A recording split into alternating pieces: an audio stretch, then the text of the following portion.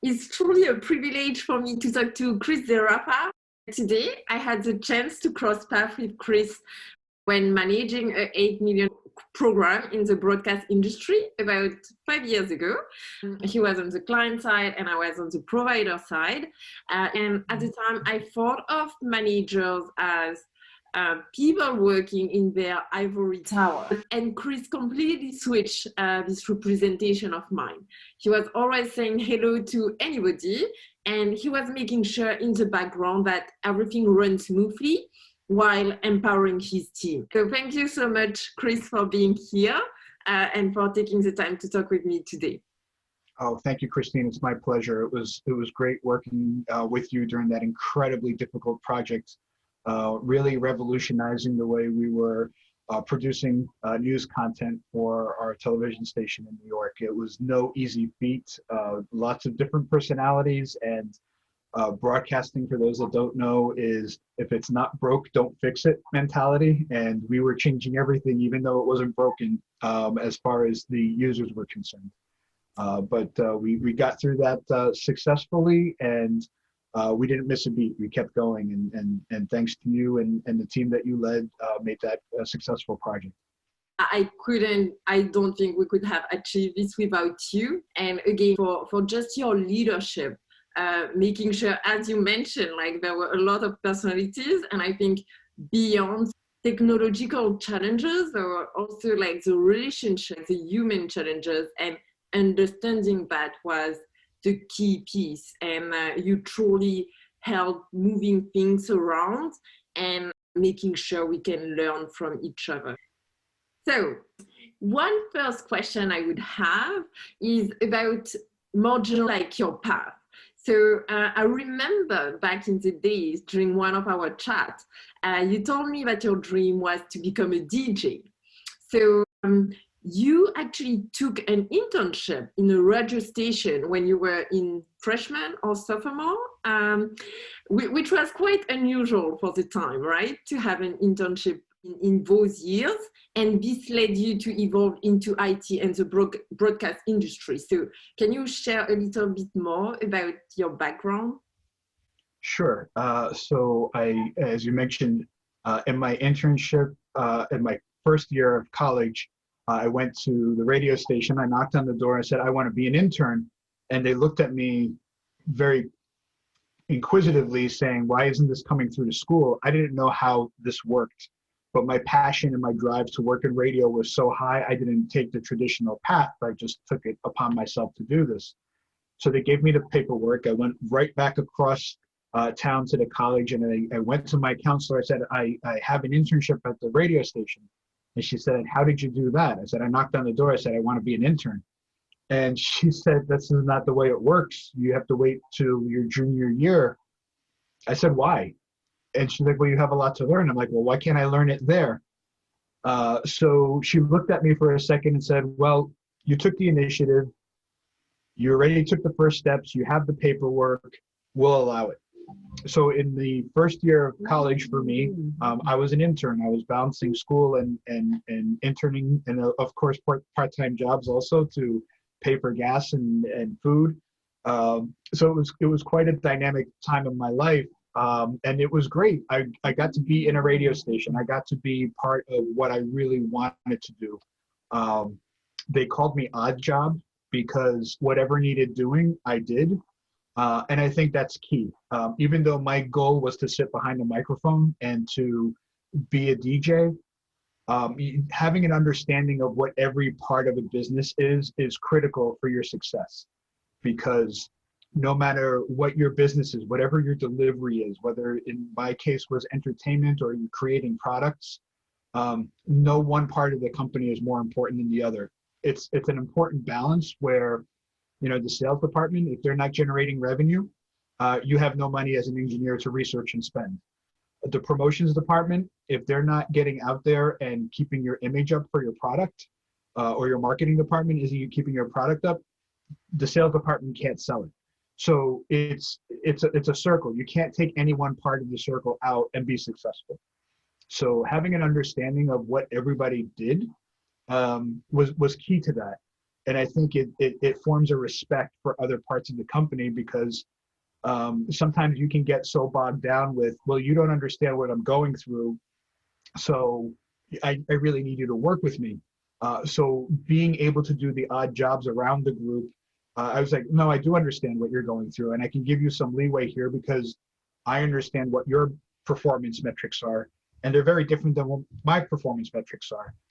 So having that mutual respect for people within your own company is overlooked a number of times. And if you can do that from a human level and not have to be managed, you don't have to have your bosses tell you this, because sometimes the bosses don't understand that. Their measurement of success is based on how their team is performing, and most times they don't care what the other teams are going through. But if you take your product and who you're delivering to, the customer, and you make sure that that's your number one goal, you realize that everybody has to work together to be successful for that person. You have to take yourself, your department out and understand what the real goal is. Yeah, a lot of time we look at expertise in hard skills. We want to be the best in our department or in what we are doing, but actually what makes our strength is the combination of the different skills within the company to make the company grow. So obviously we have different incentives, but the understanding that the goal is the same and that we are one team, whether within the company, but actually also with the customer, because if we don't have any customer, then we can grow. Right. We cannot succeed. This is what makes us better to look at a broader scale.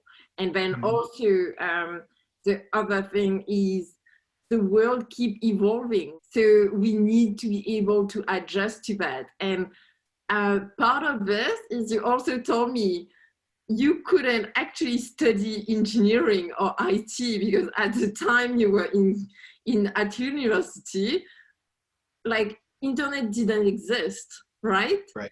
So yeah, how did you learn and how do you adapt? Well, that is the interesting time. I'm not as old as you're saying, but yes, in the early 90s, we were still getting our CDs from the supermarket that said AOL or CompuServe, and that's how you got your internet access with dial-up modems and Facebook, Google. That stuff didn't exist back then. The world was completely different. Cell phones were the size of bricks. They were very heavy and cumbersome, and you couldn't carry a conversation as you traveled. I mean, the stuff that we take for granted today is the evolution that I lived through. So it was interesting because in the broadcasting and the media communications classes I was taking, they were explaining how turntables work, so vinyl records, how it works, how you cue them up. And now I had seen the inside of a radio station, and I know that there were no turntables. I know there were no records there. And I had talked to people at the radio station and said, well, yeah, we've done that, but we're evolving. And I couldn't understand why the school wasn't evolving also. And I think there just wasn't the being in touch with how fast the evolution was happening.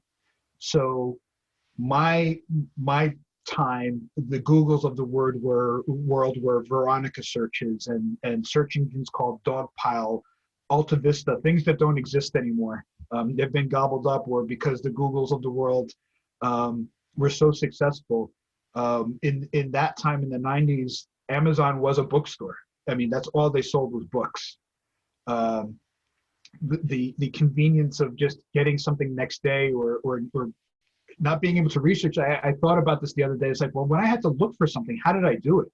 There was no internet. There was no place to go reference this stuff. You can't just grab your phone and even just ask your device, tell me what this is. You had to go really searching for it, or even go to the library. And for those that don't know, those are big buildings with books in them. So it's in such a short period of time has changed so much. So I had always been a person who loved technology and tinkered with computers.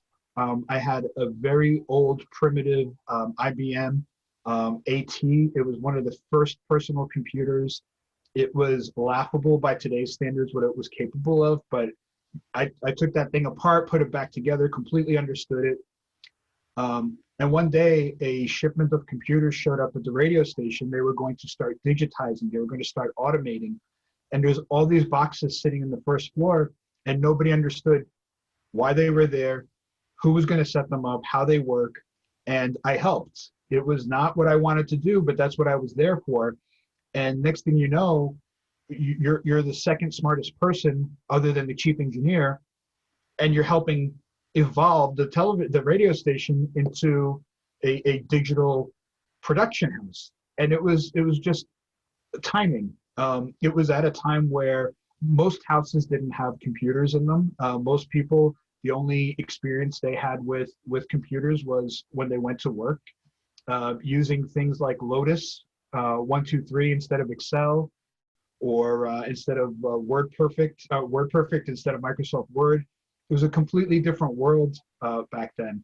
So just being open, and also because I had done all these jobs in different departments, I knew that whatever pain point or whatever adversity somebody might have to technology, I showed them, well, this is how you can utilize this technology. This is how it can make your life easier. If you don't have that understanding, you can just drop a computer on a person's desk and say, good luck. And say, this will be better for you. Or you can also say, well, corporate or the bosses want this, figure it out. So to not take the time to understand the person sitting at the chair, their job right now, I do this way and it works for me. Now you're presenting a different tool and you want them to do it differently. It's incredibly unfair to say, well, this is how you do it now, without understanding what they do, or even have you as a technology provider given them the proper tools to actually do their jobs. So after several months of doing odd jobs, I finally had the opportunity to be a DJ. It was an overnight shift. I was incredibly nervous. I was incredibly excited. And I turned the mic on and I said what I had to say, and then I pressed the button to start the next CD, and I waited 4 minutes for that song to finish, and then I played a jingle and I played the next song. And I said, wow, this is boring. I don't want to do this. I mean, in my first night, even though all I wanted to do was to be a DJ, it was over in the first night. But I had had a touch of what technology was going to bring, and knew that this job as a DJ might not exist anymore because this computer is going to replace the DJs. I think a lot of people don't realize that what they're listening to on what's radio today is not live, it's not local. There's a number of people working at home that basically say, hey, that was Madonna and here's Billy Joel. And there's no magic to it yet. And they will actually take that same segment. In the United States, you have a large company or large conglomerates that have the same radio stations, and they'll have hundreds of stations, and instead of having a curated playlist for each market, they'll say, this is this format, so you're getting this playlist. So that same DJ might be on 50, 60, 70 radio stations, and they're using the same voice tracks to reduce their workforce. And that was something in the 90s that I saw coming, and which is why I embraced the technology side. But yeah, I didn't know actually, like the first day you tried to be, well, you started as a DJ, you didn't like it. It's so weird how sometimes we're chasing dreams and Yes. then we realize it's not what we want to do. So what you did is you embraced what you anticipated, to take the chance and learn and then grow in that direction. So what's your dream now? Oh, that's a great question. My dream now, what I learned in that night is that I loved being behind the scenes. So what so many people take for granted is the people behind the scenes making anything happen. Whatever sport fan you are, whether it's soccer, football, baseball, you name it. When you're sitting at home watching, people like, oh my God, did you see that catch? And in my mind, I'm saying, oh my God, the cameraman was able to follow a baseball this big across the entire field and catch that catch. And I think people take for granted that that is an art in itself. So I did learn that part of the delivery and part of the magic of any kind of media is the technology and the artistry that goes into that. And that's what I got attracted to. And I stuck with that for almost 30 years, just behind the scenes work, making magic happen for the people who are really good at being at the forefront, being a presenter. One of the people that I admire amazingly is Ryan Seacrest. He is a professional, deserves everything that he gets. He works so hard and understands the business that he's in, understands who he's delivering to, and for to be able to work with a person like that, and I got to work with him briefly while I was at ABC, to see that and to see that passion just goes into what you're doing as a behind the scenes person to deliver, to make this delivery that he's presenting so much better and so much easier for him. What I want to do today, that is a fantastic question. I still don't know. When just last night, my oldest daughter turned 26, and I looked at her, I said, you know, when I turned 26 is when I realized I knew nothing. That as much as I thought I knew everything and I had my path figured out, I knew nothing. And my wife said, yeah, for me, it was 28. So you're hitting it at different stages in your life, but you get to a point in life where you start reevaluating, what do I really want to do? And even now, as I'm approaching 47 years old, I still don't know what I want to do. The evolution, when you said I wanted to be a DJ and then I ended up in IT and technology, to sit there and have one goal is not, I'm not saying it's wrong, but for me, it wasn't smart. I mean, to have the openness to explore other items is completely the best thing that you can possibly do. So after nearly 30 years of broadcasting in different technology roles, I have left broadcasting, and now I'm in the medical education field. Never thought I would be here, but that's where I am now, and it's just amazing. If you keep your horizon as wide as possible and keep your eyes open, you start to realize that you can take so many skills that you have and transfer them to other industries or businesses. And probably the most important thing in any position is to be true to yourself, to understand that if you're not happy with what you're doing, do you have a job or do you have a paycheck? And the paycheck is necessary for you to live and to survive, but what is that? What is your reward for that? It can't be just monetary. Are you making a difference? Are you satisfied with what you're doing?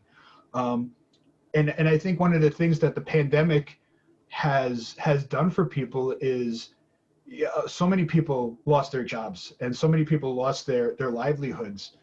But sometimes when you're sitting in a job and you want to leave and you want to go someplace and maybe you don't have the financial resources or the confidence to move, when somebody was dealt a blow like you no longer have this job and yet now you're unemployed, you maybe have some freedom to start exploring and start thinking differently. So many people that I have been talking to through 2020 are in completely different businesses. Working from home has changed the way businesses, because they couldn't have people, you're now allowed to. So many people are like, well, this is how we've done things and we can't change it. And we can't have any kind of performance metrics if we're not there to be over our employees in the office. Well, I think once you couldn't be there and you start seeing that you had to evolve and adapt, okay, well, maybe this can work. Maybe not 100% of the time remote, but maybe people can go in 2 or 3 days a week and work remotely 2 or 3 days a week. That's going to change the dynamics of what real estate looks like for any business. Instead of having to have a seat for every employee, now you might have a seat for every 2 or 3 employees, because they're not going to be in there full time. You're going to come in, you're going to sit, meet who you have to meet, interact, touch what you have to touch, and then you can leave and go work remotely again. Some companies embrace that, and some just couldn't imagine how they can do it. And I think that's all changed in 2020.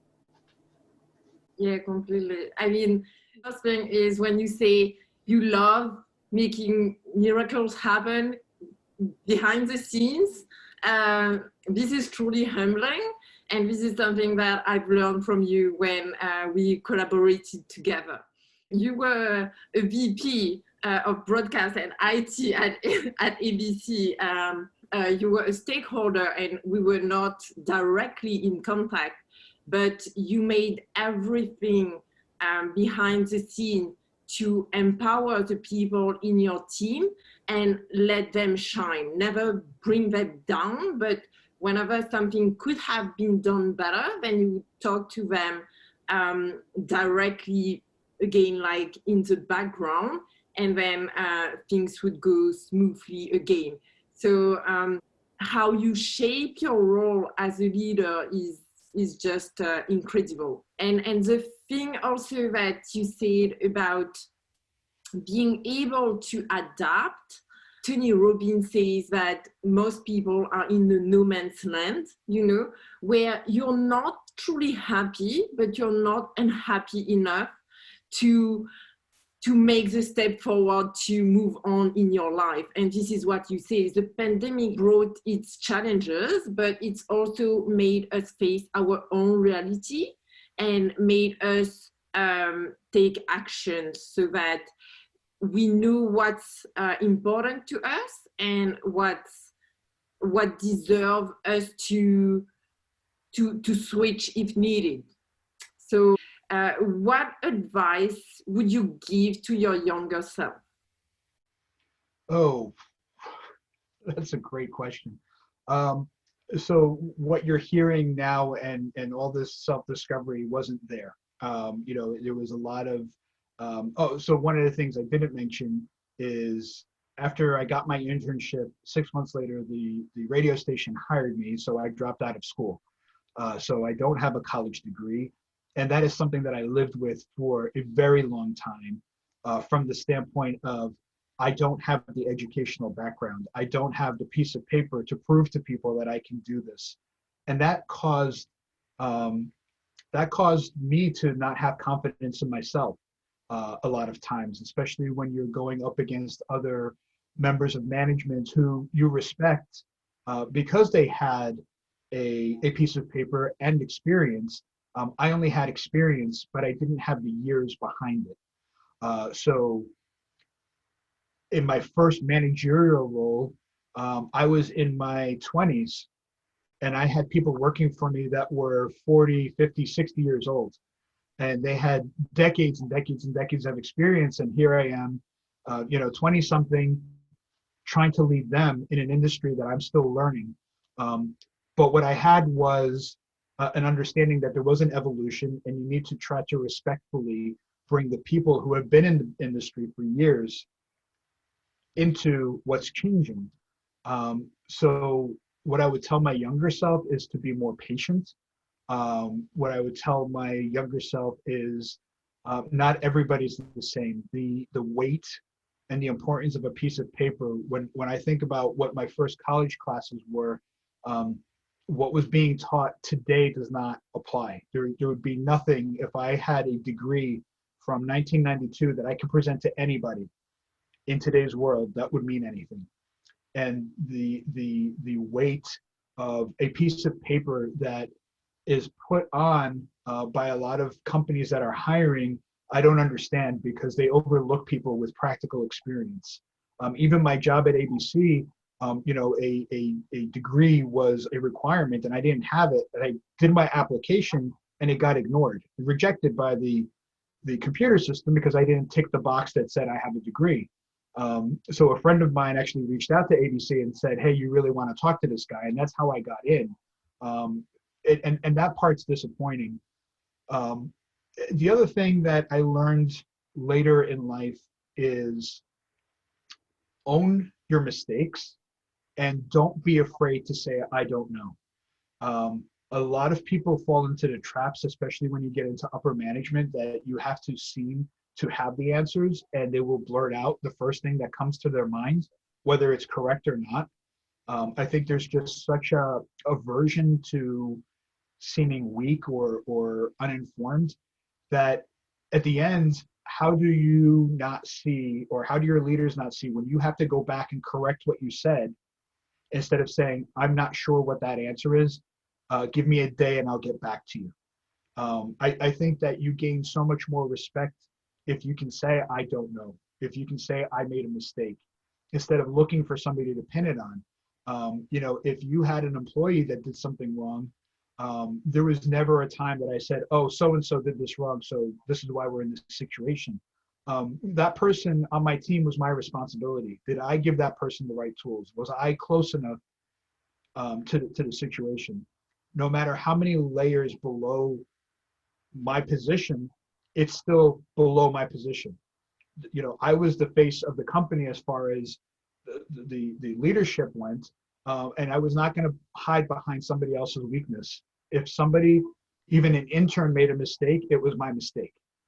And that's something that I think is overlooked a lot of times, and a lot of people don't take ownership of. And I think most importantly is just accept that you're not the smartest person in the room, even within your team. Um, that was something that I embraced. I know I'm not the smartest person in the room. My talent is to understand who is the smartest person in the room, extract that information, share the information, deliver the information. You can't get to a point where you know every discipline within your department. That's why you have programmers. That's why you have writers. That's why there are so many different silos within your organization to make your product successful. You can't possibly know every nuance of it.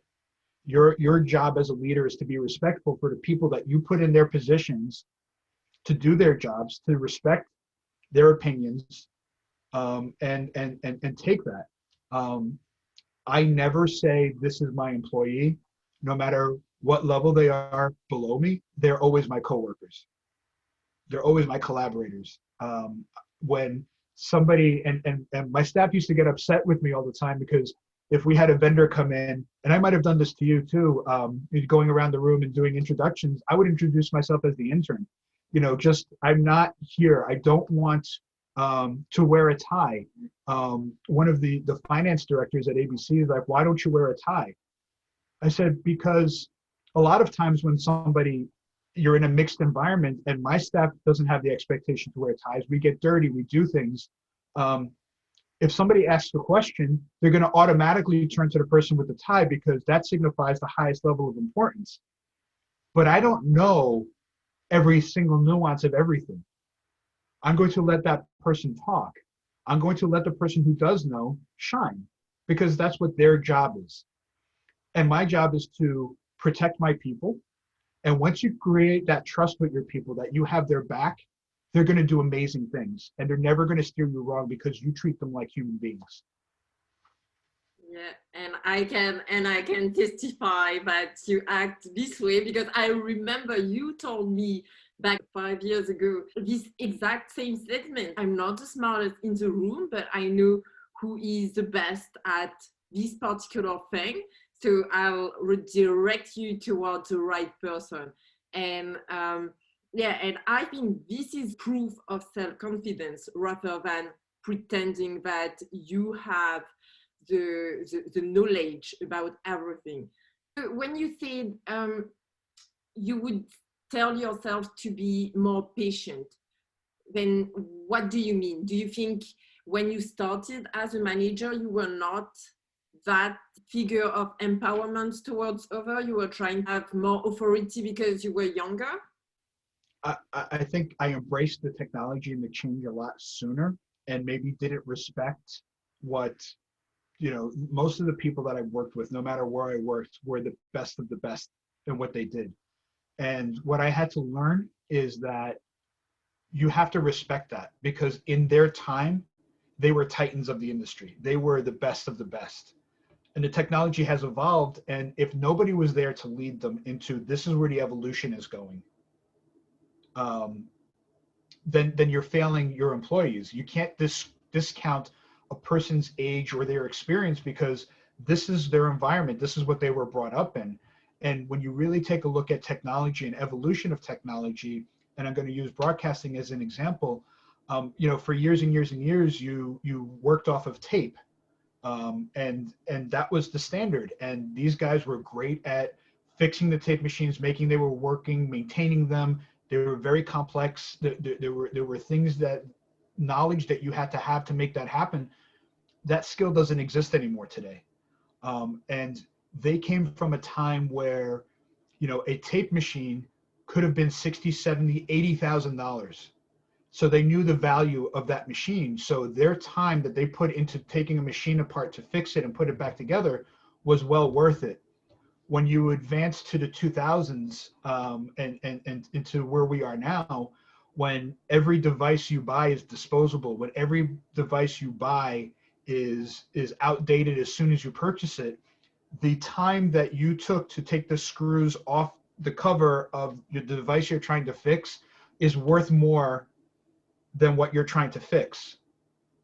So teaching that your time is as valuable as a commodity and an asset as it is the device that you're trying to fix is something that I was not having an understanding until I learned that their skill set at the time and the technology that they came up with and through was amazing. And that doesn't exist anymore today. You're not going to open your iPhone and fix it yourself. There's nothing inside. There's no moving pieces to fix. In their day, when everything was mechanical and electrical engineering was, you can identify a part that went wrong inside and replace it. That's invaluable. And it's, those people are making tons of money today for people that want to go back and, oh, I'm into vinyl now. I need to find a turntable.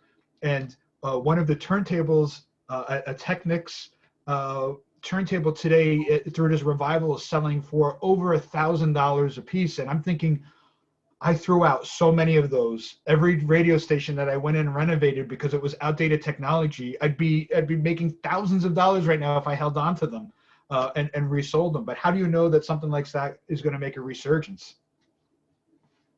Yep. Yeah. So yeah. And what is your goal now working in medical education? Like you are in an industry where you can actually educate people, but in an industry where, yeah, it's completely new to you. So yeah, how are you gonna work there? So the great part about the educational standpoint is, again, there's some more behind the scenes happening. So many people are, my kids are sitting in the dining room on Zoom classes and having remote learning. So taking that technology and still allowing people to learn, even though they can't go to a building, is great. Really being not the smartest person in the room, because you don't know anything. You don't have the background. When I made the jump from radio to television, people said to me, well, how are you figuring that out? I said, I don't know. And when I get to television, they're like, oh, it's the same as radio. It just has pictures. And, that always made me laugh. When I worked in radio, my last job, I had 8 radio stations and 5 nationally syndicated networks, and we had 80 racks of equipment. When I got to television, it was 1 television station and I had 120 racks of equipment. I said, so how can you tell me it's the same just with pictures when there's so much more technology in television than there is in radio? So while I thought that was a detriment, while I'm going in as an executive to lead a team of television broadcast engineers and I knew nothing about the industry, I soon learned that my lack of knowledge was the best thing for me, because I had no preconceived notions. When I got to ABC, I didn't say, well, this is how we did it at CBS or NBC or Fox. It was permission to not know and to ask questions. And you soon realize that you have incredibly brilliant people on your staff that, because they weren't in leadership, didn't have a voice. So you say, well, if this is the way we're supposed to do it, why did we do it this way? And a lot of times they would tell you, well, this is what we were told to do. So giving your employees a voice and letting them lead the way, and taking what's best. And sometimes, they're going to come back and say, well, we should go back to tape. I'm like, well, we're not doing that. that's out of the question. So being able to grab those pieces and move forward. So one of the biggest benefits to me was not knowing the television industry. So I was in television for 11 years, and now I'm in the medical education field, and I'm again using that same process of, I'm the new guy. I don't know how you do your business. Let's work together and figure out a solution. And I would say that I think what people don't do a lot of times, especially in the support roles, when somebody says, I have a problem, the first thing you want to do is say, well, just do it like this and it's going to fix it.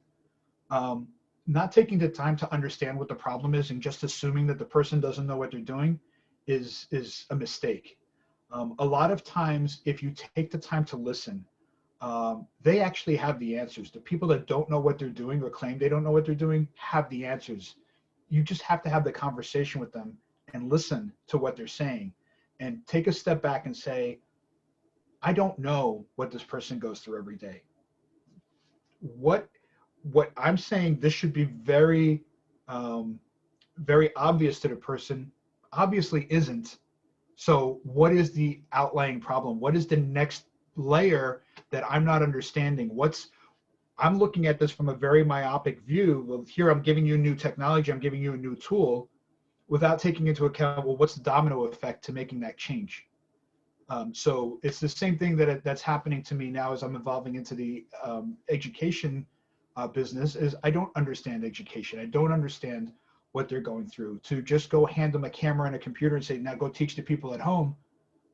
Well, how are the people at home interacting? How are you making sure that there's no cheating going on? How are you making sure that they're not recording this and giving it, you know, in some cases, a class could be recorded and then you can go back and watch it. A person that's in the classroom doesn't necessarily have that luxury. You have to take notes. You have to understand it as it's coming in. So there's some advantages to people working from home or doing synchronous learning where some people are in the classroom and some people are at home. The people at home, in a lot of cases, have the upper hand because they can record it and go back to it. The people in the classroom only get one shot. So it's trying to get that understanding and how to level that playing field a little bit is what I'm bringing to the table. Yeah, and like I love how passionate you are about this. How actually what you love, I think, and what your purpose is learning. Keep learning and help others learn as well. And when you say that not knowing and not being an expert in the field is actually an asset. This reminds me also of Sarah Blakely, and I was talking to someone also in another interview when she wanted to sell her first Spanx. No one knew her brand at the time. She just called Neiman's. And when she went on the Oprah Winfrey shows, Oprah asked her, "How did you land Neiman's?" And she said, "Oh, I just called them." Oprah was so surprised because this is not the way you usually do it. They are Right. not supposed to be reachable. And this is what you're saying. And this comes back to what you say also in your early career when you just knock on the door. And this is, simply the drive and the willingness to try something new. So I think one last question. Since Okay. you work in the broadcast, but overall, knowing how much you learn every day, how what do you do so that you don't feel overwhelmed by all this information and all the news going into the world? Well, that's a hard question. It's interesting because you have people that are very passionate about what they're doing. Um, so presenters, reporters, producers. Sometimes you're assigned to a story that you don't agree with, and you have to try to present it in a way that you're not biased one way or the other. You have to show that you're not caring about it because it might be something that is something that you're against. Um, yeah, the information is overwhelming. There's a lot coming at you all the time, and most of the time news is bad. The stuff that people sit down in front of a television or open up their phone to watch is very rarely good news. It's somebody else's tragedy, and I don't think people get off on that. It's just, you know, it's just what's presented to you. It's what you're trying to learn about how humans are behaving, or what effect an event had on humans. You know, watching the politics in the United States over the last 5 years, you know, through the Trump administration, and now back to the Biden administration, um, there were many sides, very polarizing sides, um, and I think one of the things that social media and app based technology is that you're able to curate what you want to see, how you want to see it. If you had friends that were of an opposing viewpoint, you can block them or unfriend them or just make them go away. Um, I think that is dangerous. I think if you're at a point where you're able to just side with people that agree with you, I don't think you can move forward or grow as a person because you're trying to find comfort. I think working with people that you don't get along with, that you dislike, that um, think differently than you, is how you get the best work done. Um, when you're in a leadership position, if you have an idea and everybody agrees with you, you're missing out on so many things that could be um, very important to the product, very important to the project or the delivery of it. So just having people agree with you, that's not a good thing. You need to have that opposing viewpoint and be open to listening to the opposing viewpoint and coming and having a conversation. Um, the thing that I never speak about is religion or politics. Not because I feel that I know better, or I just don't know what you're going through. I don't understand what your position is. Um, a lot of times when I have gotten into the conversation with people, usually on the complete opposite side of where I am, um, I ask questions to try to understand their viewpoint, not try to impose my viewpoint and why they're wrong. Um, if different people, their personalities didn't exist, what would you have? I mean, everything would be exactly the same. There's no opposition, and things would happen one way and not the other. There's no checks and balances. So I would say that from that standpoint, from the information standpoint, the overload of being in news media is, whatever the situation is, there is a cause and effect. And whether it's greed or stupidity or whatever you want to call it, there's a cause and there's an effect. And you can sit there and just take your stance and say, well, that person's an idiot, I don't want to listen to them. You have to understand, well, why are they doing what they're doing? Why is the other side, why is the people that I'm not agreeing with, why do they feel that way, and why do I feel this way, and is there a way to get to the middle? And I think that we've turned into a world, at least from the United States, but I've seen it in other places of the world, where I'm going to latch on to the people that I agree with, and those people get stronger and louder. But what they're doing is they're covering their ears and not hearing the other side, and it's both sides. You know, it's turned into what I say is right, and you can't possibly know. And I'm like, well, why do they feel that? So taking the news and trying to understand both sides of it is difficult. And I will tell anybody, try to find something on the other side to learn from. There's got to be trustworthy sources on the other side also. So try to take your opinion, try to take their opinion and balance it. Um, and I think that's how you can survive working in a business that, you know, try to get there, try to get there, try to get there, try to be first, and it's all about credibility.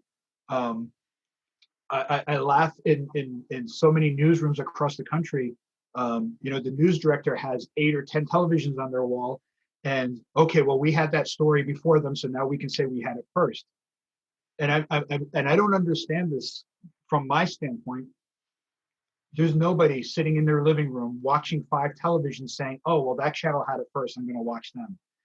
But you go into this marketing piece where, if you keep telling me that I heard it here first, okay, well, yes, I heard it here first because you're who I'm watching. So it's just so interesting how you get so aggressive and competitive with the competition, and it's all to be how to get the ratings, how to get the revenue from that ratings, and that part of it.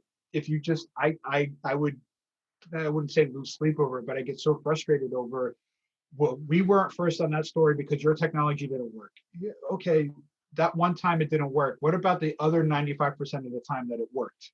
How about all the other times that you were able to say it's first? How can we just focus on that? People aren't sitting there watching 6 TVs at the same time. You are. But my job, my bonus, my salary isn't based on ratings. It's based on delivery of product. His or hers is. So once you learn that that's what that person's job is, and that's what their delivery, what their performance indicators are, what they're trying to hit as far as their goals. Okay, whatever it is, no matter how much I don't understand it or don't care about it, that's what drives them. That's what makes us part of the team.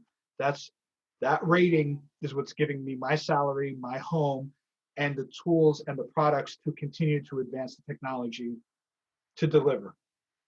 So just understanding that it's a big circle is something that it's acquired, and it is hard and frustrating. Completely.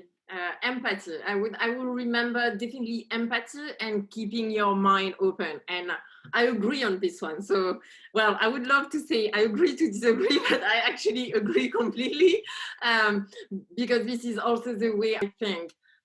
We tend to narrow down to what we want to hear or be comforted in our process, but the truth is you actually grow through other point of view. And this is what I love so much about New York City also, because it's such a diversity of cultures, a diversity of profiles, of backgrounds, of industries.